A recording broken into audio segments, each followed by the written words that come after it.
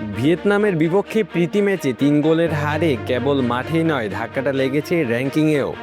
নতুন হালনাগাদ তালিকায় বাংলাদেশ জাতীয় ফুটবল দল নেমে গেছে আরও এক ধাপ নিচে। এখন তাদের অবস্থান ১৮১ নম্বরে। অন্যদিকে বাংলাদেশের বিপক্ষে জয়ের আত্মবিশ্বাসে উজ্জ্বল ভিয়েতনাম ৫ ধাপ এগিয়ে উঠে এসেছে ১০৩ নম্বরে। এই পরিবর্তন শুধু বাংলাদেশ বা ভিয়েতনামের মধ্যেই সীমাবদ্ধ নয়, নড়ে চড়ে বসেছে বিশ্ব ফুটবলের বড় শক্তিগুলো। বিশ্ব চ্যাম্পিয়ন আর্জেন্টিনা এক ধাপ পিছিয়ে এখন রয়েছে ৩ নম্বরে।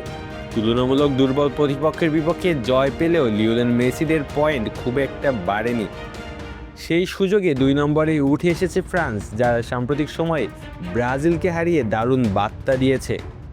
অন্যদিকে ধারাবাহিক দাপট ধরে রেখে শীর্ষস্থান নিজেদের দখলেই রেখেছে স্পেন। ৪ নম্বরে অপরিবর্তিত আছে ইংল্যান্ড, তবে এগিয়েছে পর্তুগাল। ক্রিস্টিয়ানো রোনালদো দল এখন রয়েছে ৫ নম্বরে।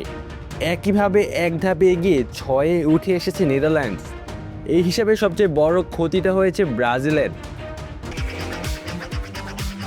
বাবা, এত এনার্জি কই পাও? এই পাওয়ার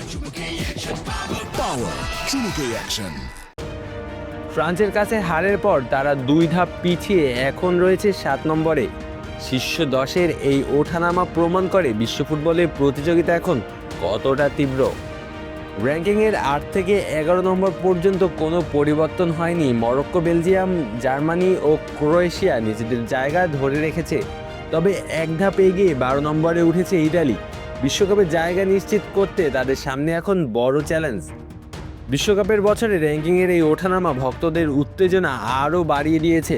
কে এগোচ্ছে, কে পিছিয়ে পড়ছে, কোন দল কত নম্বরে, সব কিছুতে এখন তীক্ষ্ণ নজর সমর্থকদের। বাংলাদেশের ক্ষেত্রে এই আবেগটা আরও গভীর। একদিকে ব্রাজিল আর্জেন্টিনাকে ঘিরে ভালোবাসা, অন্যদিকে নিজেদের দেশের দলের প্রতি টান। সাম্প্রতিক সময়ে হামজা চৌধুরী ও জামাল ভুঁইয়াদের মতো খেলোয়াড়দের ঘিরে নতুন আশার আলো দেখছে সমর্থকরা। বংশোদ্ভূত ফুটবলারদের আগমনে দল যেন নতুন এক সম্ভাবনার গল্প লিখতে শুরু করেছে। এখন সামনে গুরুত্বপূর্ণ সময়। ৩১ মার্চ সিঙ্গাপুরের বিপক্ষে ম্যাচ, এরপর সাব চ্যাম্পিয়নশিপ রয়েছে এবছরেই। প্রতিটি ম্যাচই হতে পারে ঘুরে দাঁড়ানোর সুযোগ। র্যাঙ্কিংয়ের পতন হতাশার হলেও এটিই হতে পারে নতুন করে জেগে ওঠার অনুপ্রেরণা। সিঙ্গাপুরের বিপক্ষে ঘুরে দাঁড়াতে মরিয়া হ্যাভিয়ার ক্যাবরেরার দল।